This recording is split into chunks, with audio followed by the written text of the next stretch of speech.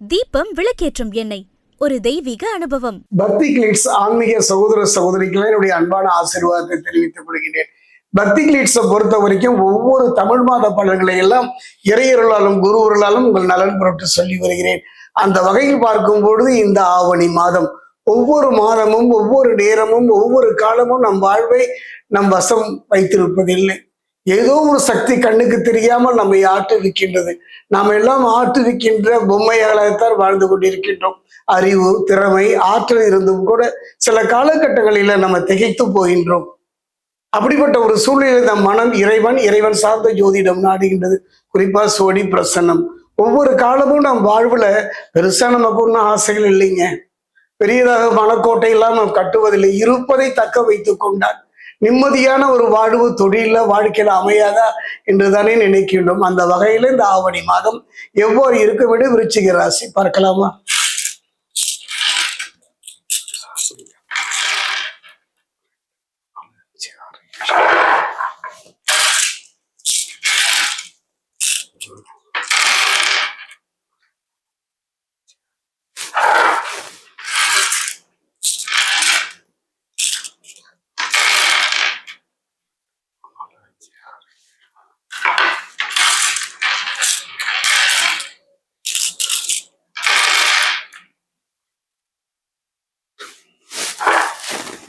விருச்சிக ராசி அன்பர்களே, இந்த மாதத்தை பொறுத்த வரைக்கும் கிரகங்களுடைய இருப்பை வைத்தே நான் சொல்லி பிரசனம் சொல்கிறேன். அந்த வகையில் பார்க்கும்போது எதிலுமே கொஞ்சம் கூடுதலாக கவனத்தில் செயல்படுவது நன்மை பயக்கும். இந்த கூடுதலாக கவனமா செயல்படுவது தொழிலாக இருந்தாலும் சரி, வாழ்க்கையாலும் சரி.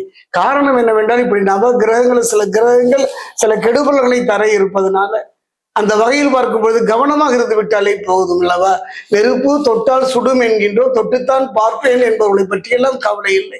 அந்த வகையில் கவனமாக இருந்து விட்டாலே கடந்த காலத்தினுடைய இழப்புகளை ஈடு செய்கின்ற ஒரு மாதமாக இந்த மாதம் அமைகின்றது.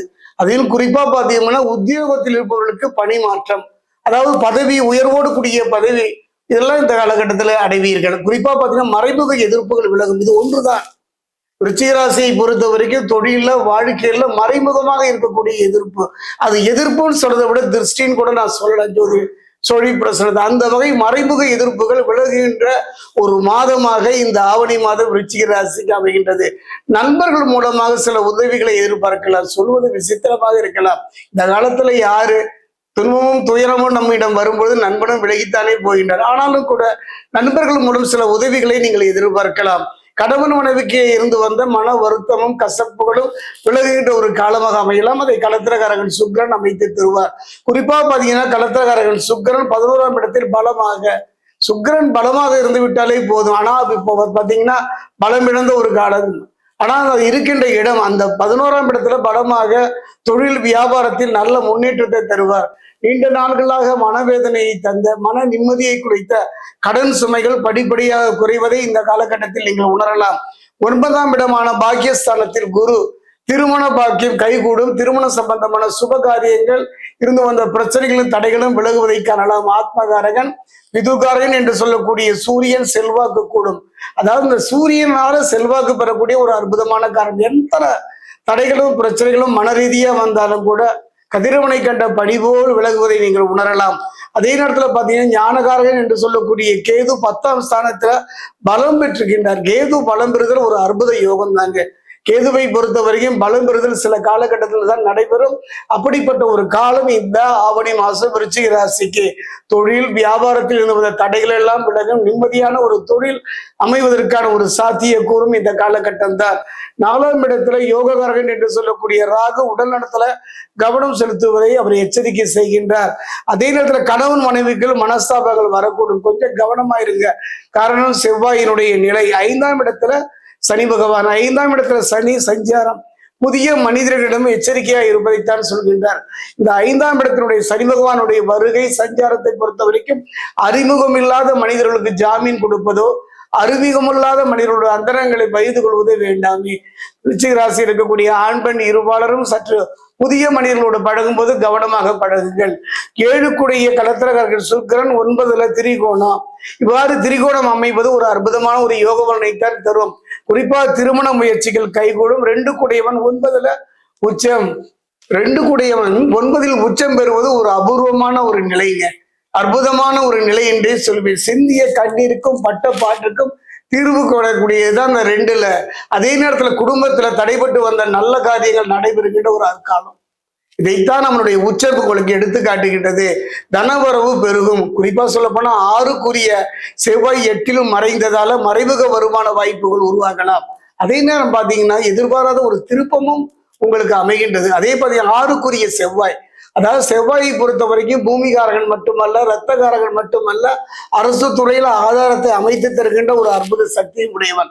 அவன் 6க்குரிய செவ்வாய் 8ல் மறைந்ததுனால மறைமுகமான சில வருமானங்கள் வருவதற்கான வாய்ப்பை அவனே அமைத்து தருவார். குருவை பொறுத்த வரைக்கும் 5ஆம் பார்வையாக தடைகள் குறையும். என்ன தடைகள் வந்தாலும் அந்த தடைகள் வாழ்க்கையில ஜானேறினால் முடம் சறுக்குகின்ற ஒரு நிலைதானே. ஒரு காரியத்தை நோக்கி நகரணும்னா எத்தனை பிரயாசப்படுறீங்க, இறுதி வெற்றி உங்களுக்கு அமைத்து தருவதில் குருவின் பங்கு. காரணம் என்னன்னா, குரு 5ஆம் பார்வையாக தடைகளை குறைத்து விடுவார். குறிப்பா தடைப்பட்ட நிகழ்வுகளை எல்லாம் மாற்றக்கூடிய வல்லமை அவனுக்கு உண்டு. அவர் இருக்கும் இடம் ஏதோ 5. அதே நேரத்தை பார்த்தீங்கன்னா குருவின் பார்வை உங்கள் ராசிக்கு பெரிய பலம் தாங்க.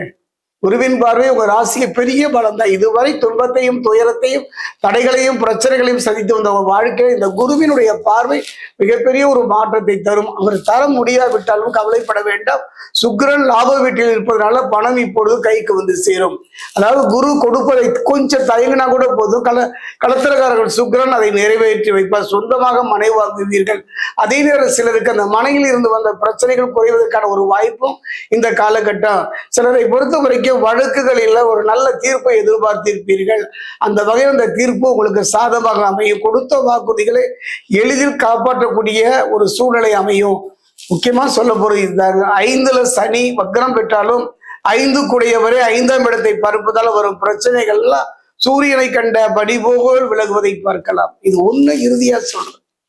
இந்த மாதத்தினுடைய சிறப்பே இதுதாங்க. 5க்குடையவரே 5ஆம் இடத்தை பார்க்கிறாங்க. 5க்குடையவர் 5ஆம் இடத்தை பார்ப்பதனால எந்த பிரச்சனைகள் வந்தாலும், அந்த பிரச்சனைகள் தொழில் ரீதியா குடும்பத்துல வந்தாலும் அந்த பிரச்சனைகள் நீங்குவதை குறைவதை நீங்கள் கண்கண்ட அதாவது எப்படி உதாரணம் சொல்லணும்னா, சூரியனை கண்ட படி போல் விலகுவதை பார்க்கலாம். பொதுவாக இந்த மாதம் ஒரு நல்ல மாற்றத்தை தரக்கூடிய மாதமாக கிரகங்களுடைய நற்பலனை சேர்த்து தருவதாகத்தான் அமைகின்றது.